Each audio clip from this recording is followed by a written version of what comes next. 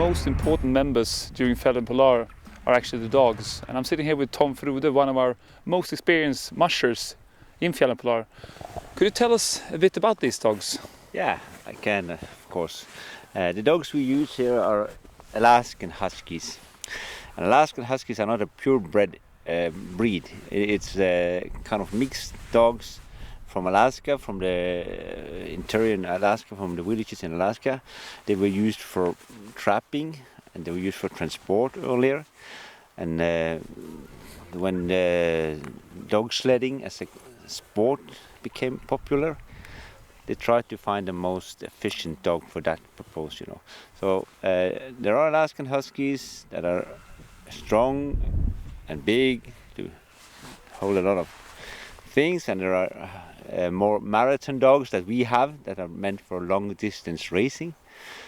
And you have all kind of dogs. There's no paper on it, but we really know who the granddad and the grand-granddad and the grand-grand-granddad are, because there are lines, different lines of these dogs that we use. The important thing about the dogs for this purpose is that they have a really good fur. It must be 2 layers. Okay. Else they will not be able to sleep in the snow comfortable like this, you know. That's important. But you will see some of the dogs have the ear hanging and some of the dogs have the ear straight up. So it can be all variations of the dogs. Yeah. How many dogs do you have on a sled? We all have 6 dogs in front of this sled. And it's quite a good idea, I think, because those people that are not very experienced would have a problem maybe to handle more dogs than that. And 6 dogs are still enough to carry a person and his own gear for 4 or 5 days. Yeah. And do they have different roles? Oh yeah, absolutely.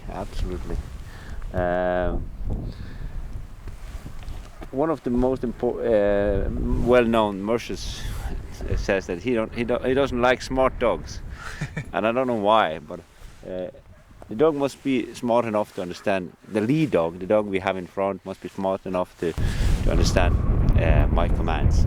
Especially like we had the first day, you know, we had no track. We had to go. Everything was white, and it has to listen to me and follow my commands, so I can control where we are on tracks, no problem. And a lot of the dogs can be in front. But when you have difficult conditions, you really have to have dogs that understand. And yeah, I have a few in this land. That's quite a few quite good dogs, and some dogs that are like the experienced dog. Marsha said he's not very smart. They just run. So, yeah. And how do you communicate with them? Oh, yeah, we had a discussion this morning, me and my group here, because there are several ways to do it. Some people talk a lot to the dogs, but there's also one school of dog mushing where you talk as little as possible. And I like that school because, you know, the dog hears 50 times as good as us. So it's no need to shout and talk loudly to a dog. So a few words, very not very loudly. That's a nice way to run a dog team, I think. That's my opinion. The lead dogs need to know the difference on right and left, and they need to, when it's needed, to take a little extra, and hopefully they also understand how to stop if I should lose them.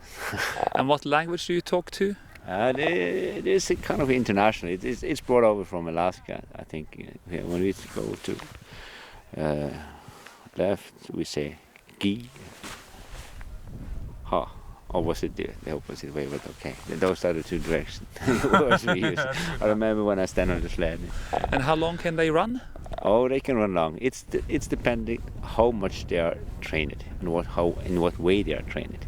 You know, there's a lot of dog races. Some races are only for 10-20 kilometers, and these dogs are trained to run very, very fast, short distance.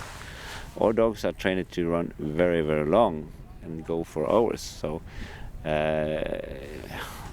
it's on good conditions. Most of the dogs here would have no problem if it was needed to run 200 kilometers on one day. Amazing. And how much food do they eat? What do you feed them with, and how often do they eat? We have a standard, you know. Most of the guides that are working here now, where we give about 1/3 of a kilo of kibbles to each dog the whole year around. And in the fall, when we start training them a little harder, we have to add more calories, and then we use meat and fish and a little more fat. I mean, they look really comfortable sleeping here now on the snow or taking a rest. Can they sleep in any conditions? Oh yeah, they are. It's a good soldier sleep when they can, and they really sleep when they can. Especially when we're working. When we make a stop, give them a snack, give them food, they lay down and sleep. And I think that's the reason why they can run as long as they do. They use every minute they can to recover. Yeah. And you like the dogs? Oh yeah, I cannot imagine a life without dogs. I'm destroyed.